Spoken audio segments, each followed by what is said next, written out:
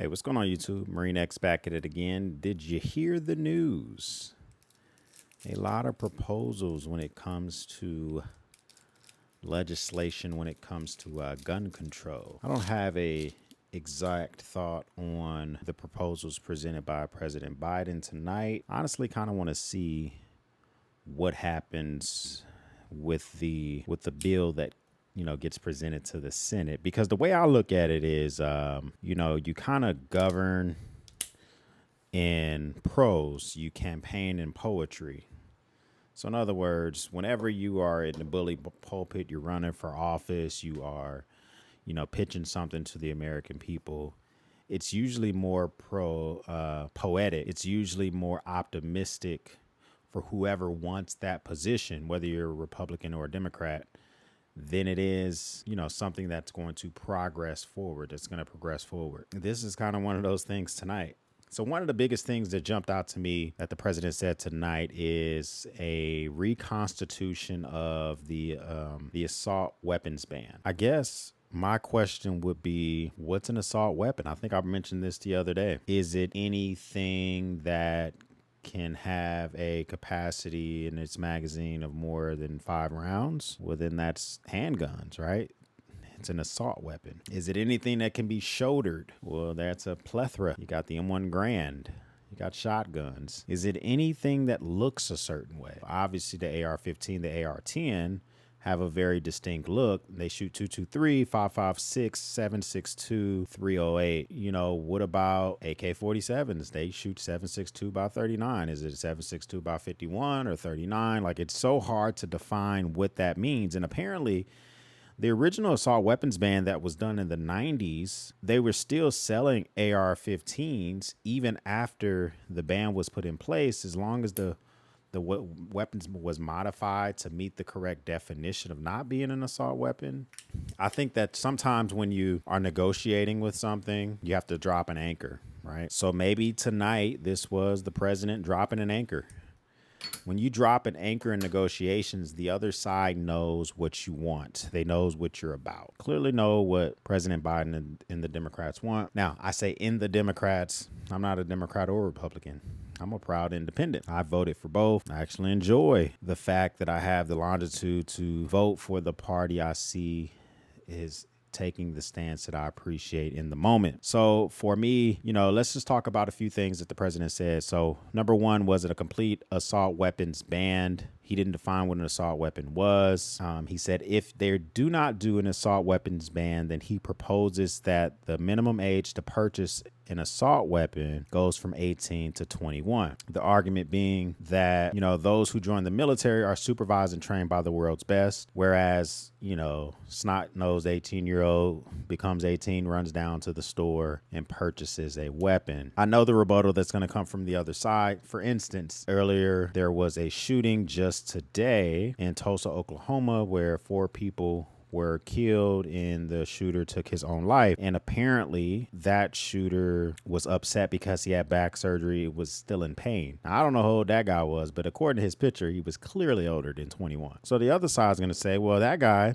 literally went and bought an AR-15 and then 2 hours later went and shot his doctor and a doctor's colleague, another doctor, the receptionist, and he also shot a patient and injured a few other folks. The counter argument is going to be, well, that raising the age from 18 to 21 would not have stopped him. It's true. But it's the same type of argument that happens in other scenarios if they do the assault weapons ban, which is not going to happen. But let's just pretend like it was going to happen. I think the biggest hiccup is defining an assault weapon. Another thing he proposed is nationwide background checks. I actually don't have any issue with this. I can tell you just from experience, I've gone through background checks in 2 different states and the experiences were completely different. In North Carolina, when I bought weapons, I bought them brand new.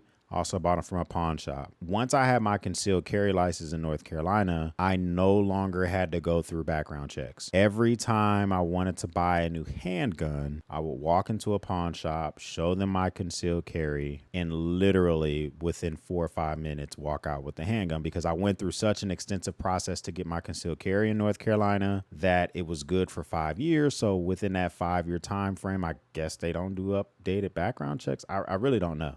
It was just, I filled out the form, the federal form that I'm supposed to keep, and that was it. Of course, long guns were even easier. I didn't even have to show my concealed carry, but I did because it just made the purchase that much easier. Here in Texas, for long guns, it's literally a transactional thing. You walk in, they do a background check. Now, to my understanding, every state background check is different. Every state doesn't access the NIST system or the national system, which tells if you have anything going on in another state. Some states do, some states don't. In Texas, I had a bigger headache buying handguns than I did in North Carolina. For disclosure, when I was 17, I was arrested, literally just arrested for joyriding in my parents' car. And I was a juvenile, still technically a juvenile.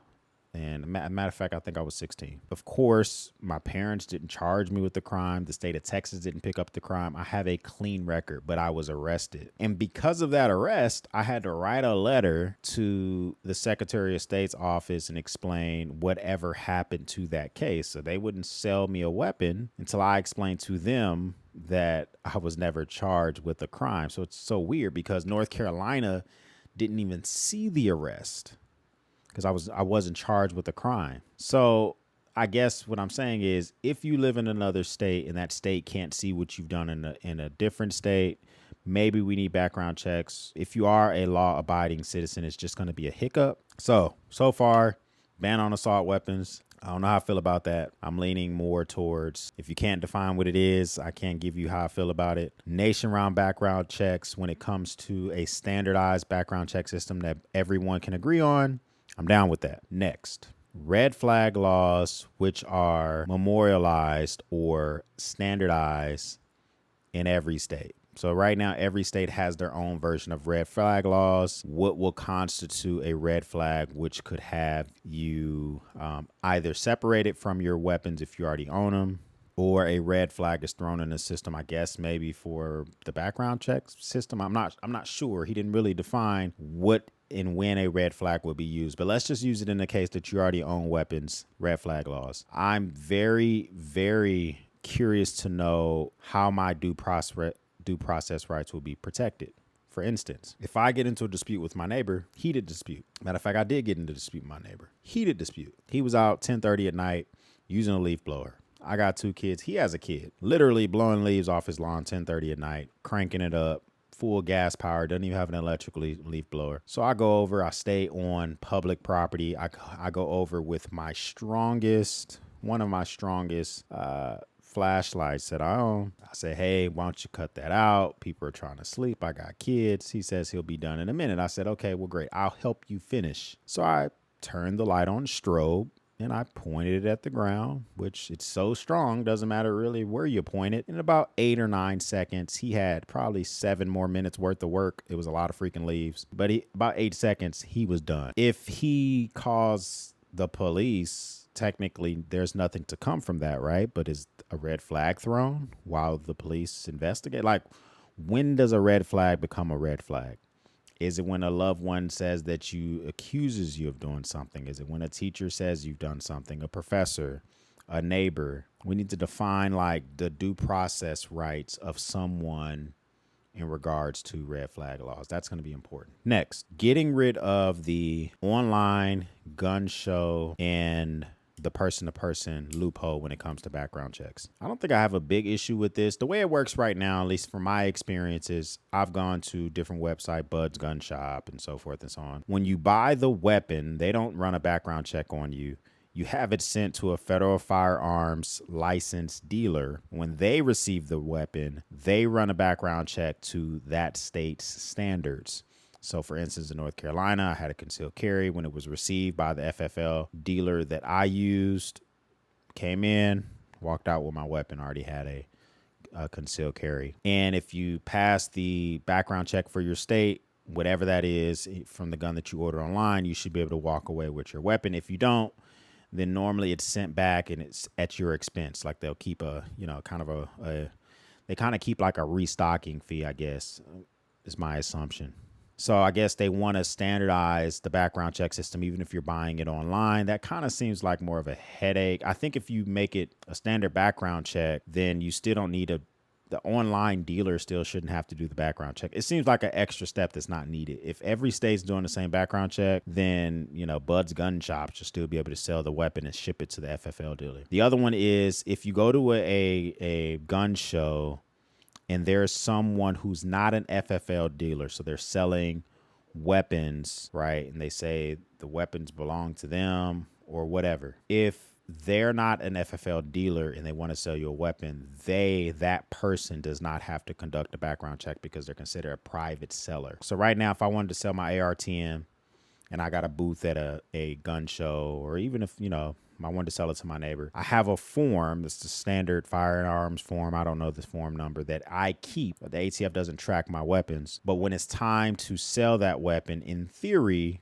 whoever I sell it to should fill out that form, the date they took possession, and they should keep it. So in theory, if that weapon's ever used, right, self-defense, a crime, whatever, there's a date for which I no longer own the weapon and someone else took possession of the weapon. But other than that, I don't have to conduct a background check. Kind of sounds like a headache to have to do a background check for a person-to-person transaction, but if they made it super easy, maybe I would be down with it. But I've never had a desire to sell any of my weapons, so it's not a big headache for me, and I also don't get booths at gun shows. Next, ghost guns. Limiting the ability of ghost guns. That's where, you can get plans and you can do several different ways you can make your own weapon. If you have a 3D printer, you can 3D print a weapon. They're fugazi. They probably don't work as well as a real put together weapon, but that's one thing. Another thing is you can get lowers and uppers ordered. If you get a lower, the lower is supposed to be serialized. I guess there's a way to order lowers for the AR platform, the AK platform. And obviously you put your own upper on top, whether it be a 400 blackout, whatever you're trying to construct, you can construct your own AR platform type of weapon. And when you do that yourself, it's, depending on how you do it, it would be considered a ghost gun and it's not traceable, meaning there was never a form filled out. I guess I would just need to know like the numbers for which this would help in regard, because it sounds like more of a headache for people who are following the law than for criminals. So I'm curious to know, like, what are the numbers of ghost guns being used to commit crimes? Because there's a high number of regular old weapons being used to commit crimes, right? So background checks make sense. Sometimes, it's a solution in search of a problem. I don't know if this is a problem, and I would like to know that. There are very few weapons in the United States where one human can enter a building and kill 20 others in minutes. Can't really do that with an M1 Garand unless you're just Speedy Gonzalez. You can't really do that with a shotgun, especially if it's, using some buckshot or something crazy like that. You really can't do it with a hammer or a knife. I get it. Comment down below. Let me know, what are your thoughts about the proposals as proposed by President Biden?